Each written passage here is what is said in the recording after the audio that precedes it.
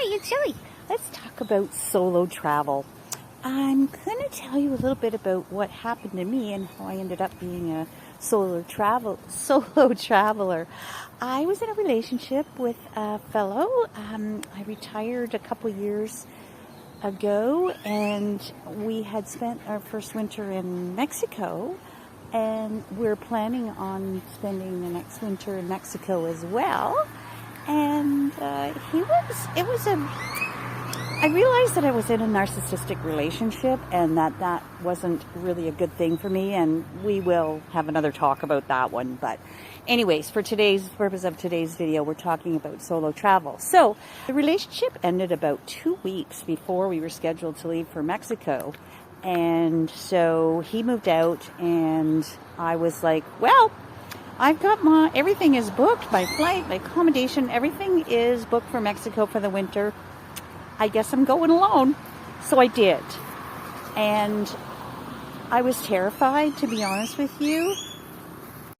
But I've always been one to kind of take on a challenge, and this was just another challenge for life. So I got in the plane, took Penny, my little dog here. She goes with me. So away we went, and we did it.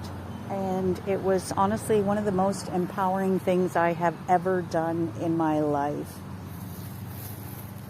So what are the advantages of traveling solo? Well, whenever you want to go somewhere, do something, sometimes you have to wait for somebody to get ready. You know what? As soon as you're ready, you go. Sometimes you end up having to do things that you're really, I'd rather not do that. Whenever you're traveling solo, you pick and choose what you want to do, when you want to do it. Maybe today you don't want to do anything at all, and that's okay too. Solo travel is just about you enjoying, exploring the world.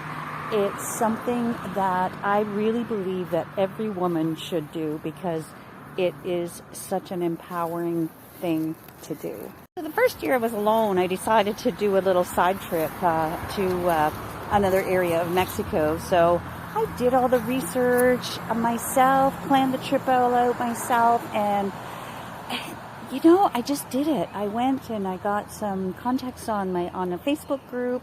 I found myself a tour guide. I did my own itinerary and figured things out, and then my tour guide ended up helping me a lot with that as well. But I did it, and Penny and I went, and honestly, it was the best experience I ever had on a trip. So what about safety? That's always one that's going to come up. My family and friends were horrified that I was going to Mexico by myself because, the North American media has blown it all out of proportion of how unsafe Mexico is. However, what can I say? I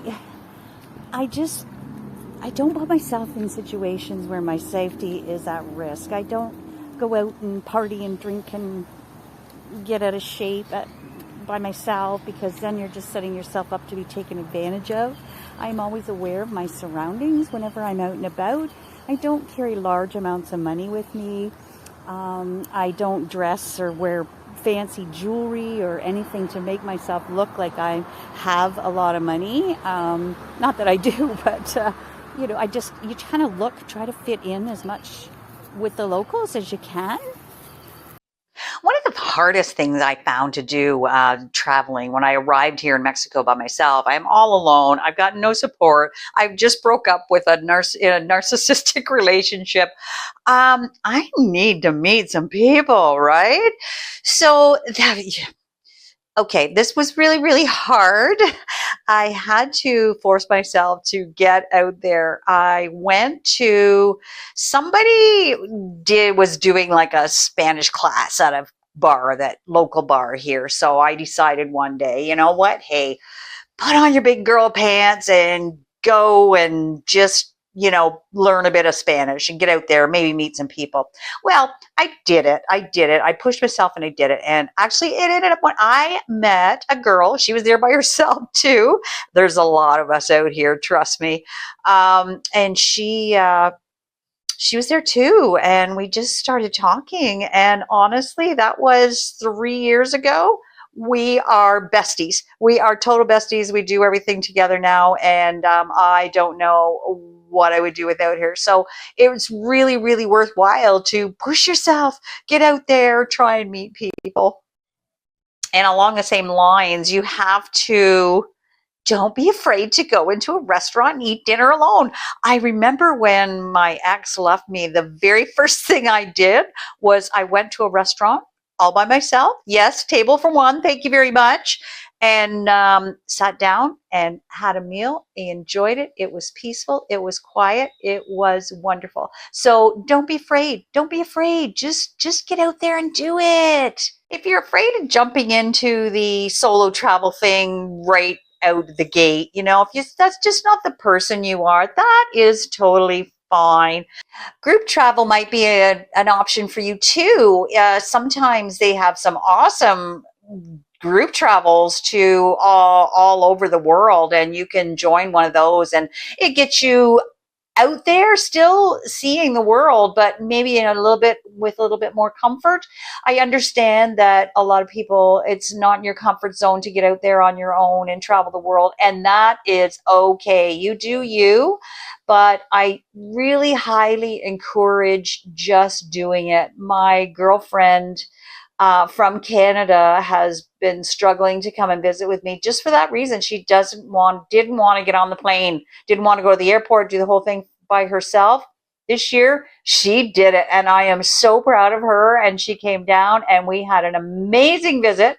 So sometimes the biggest fear is just the fear itself, because once you get out there and get doing things, the world is not that scary. It honestly is not that scary at all. Are you a solo traveler?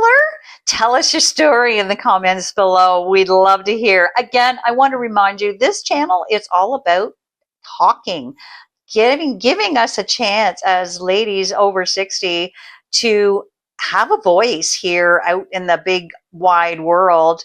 I'm hoping I can be your voice, and we can talk about some things that affect us. So are you a traveler, or would you really like to be?